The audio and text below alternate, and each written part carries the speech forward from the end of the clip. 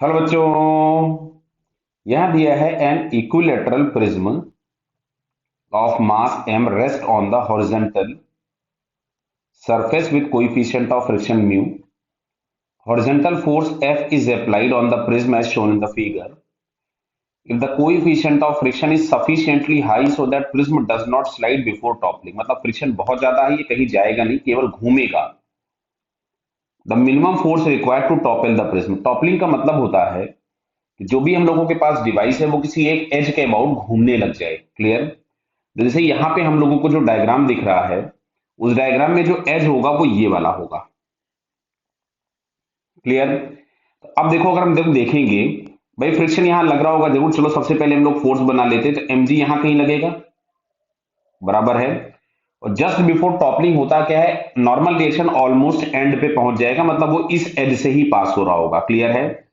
तो normal reaction यहां कहीं से पास हो रहा होगा, और ये जो फोर्स लग रहा है वो आपको दिख रहा है किस पॉइंट से पास हो रहा है. क्लियर. तो ये वाला जो आपके पास होता है, जो ये लास्ट एंड दिखाई देगा, ये रोटेशन एक्सिस हो जाएगा. तो अगर फोर्स का जो टॉर्क है, सबसे पहले मैं निकाल लेता हूं टॉर्क बाय द फोर्स. तो उसके लिए हम लोग लिखेंगे एफ इंटू परपेंडिकुलर डिस्टेंस. तो परपेंडिकुलर डिस्टेंस अगर हम लोग देखें, तो मैं ब्लू कलर से बना रहा हूं, शायद आप लोगों को समझ में आ जाएगा. ये वाली जो लाइन होगी, this is the perpendicular distance. और ये एंगल हम लोगों के पास कितना है, 30. तो ये हम लोगों के पास जो परपेंडिकुलर डिस्टेंस आने वाली, वो आने वाली है a cos 30. तो a cos 30 मतलब ये आपको मिलेगा a रूट 3/2. तो जो फोर्स है, उस फोर्स का टॉर्क आ गया F इंटू परपेंडिकुलर डिस्टेंस, तो that is under root a root 3/2. Clear है. अब अच्छा, टॉर्क ड्यू टू mg. तो mg के टॉर्क ले लिखोगे mg इंटू रोटेशन एक्सिस से परपेंडिकुलर डिस्टेंस, तो वो ये वाली दिखेगी जो मैंने ब्रॉड रेड लाइन बना दी आपको. And this distance is a/2. तो देखो, mg उसको वापस पोजीशन पे रिस्टोर कराना चाहता है, दिख रहा होगा कि वही रखना चाहता है, और f उसको घुमाना चाहता है. तो अगर हम लोग यहां से लिखते हैं कि tau of f is greater then tau of mg, तो वो टॉपलिंग हो जाएगी. क्लियर है. तो यहां से हम लोग लिखेंगे f into a root 3/2 is greater than mg into a/2.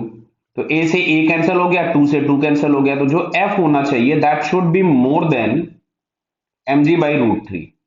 बराबर है. तो यहाँ पे जैसे जस्ट ऑप्शन ही दिए हुए हैं, तो यहाँ पे हम लोगों को ये फर्स्ट वाला ऑप्शन लगाना है, क्योंकि मिनिमम फोर्स पूछा गया है. तो मिनिमम फोर्स बस इससे बड़ा होना चाहिए. अगर ये वाली कंडीशन होगी, तो ये इसी सरफेस पे जस्ट रखा हुआ दिखाई देगा. लेकिन अगर एफ इस फोर्स से बड़ा हो गया, तो आपको ये डायग्राम कुछ ऐसा दिखाई देगा, जैसा कि मैं आपको यहां बना के दिखा रहा हूं. देखिए अब कि ये कुछ कुछ इस तरीके से दिखाई देगा. समझ में शायद आपको आ गया होगा. Now it starts toppling about this edge. Clear है बेटा ये. तो फिर यहाँ पे हम लोगों के पास फर्स्ट वाला ऑप्शन करेक्ट हो जाएगा. So it's first answer is correct. Okay, all the best.